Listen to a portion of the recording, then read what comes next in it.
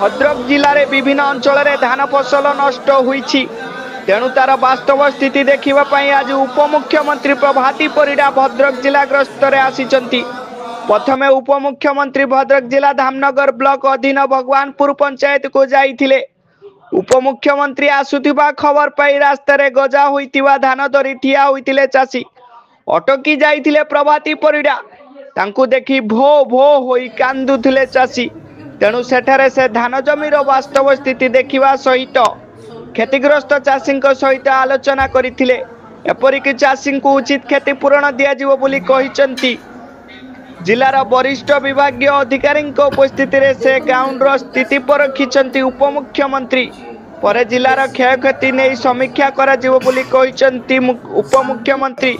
Odisha 24 news reporter by Tariq Hussain.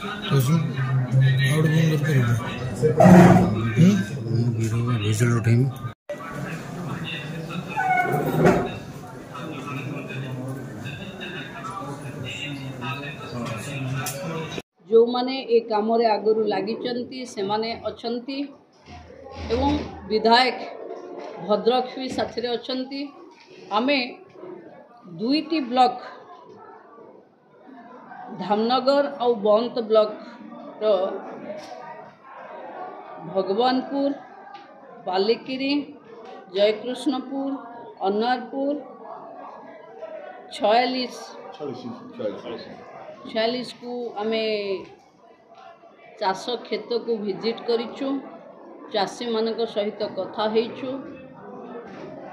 ये दैवी दुर्विपाक चाषी कूल माने भली धान गजा होइथुआ देखौचंती, धान नष्ट होइथुआ देखौचंती। मानसिक स्थिति रे से माने दुखरे अछंती। तापाई सरकार तरफ मु समवेदना जनाऊँगी एवं चाषी मानकु धैर्य धरिबा पई अनुरोध करुच्ची।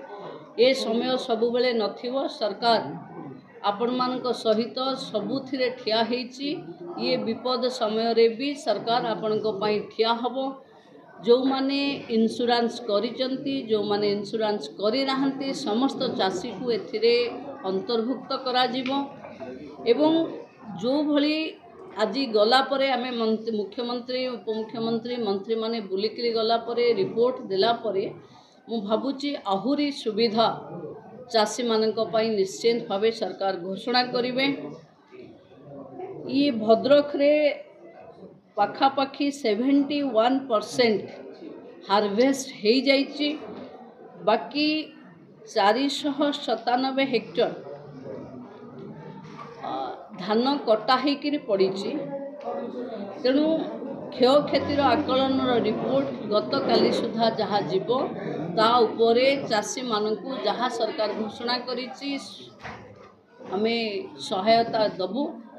आमे आज जिलापाल एवं समस्त टीम को मु निर्देश देछि गोटे भी योग्य हिताधिकारी बा जो मानकर चाषर क्षति होइछि से माने वंचित हेबेनी। समस्त को सहायता मिलला भली व्यवस्था तैयारी हबो।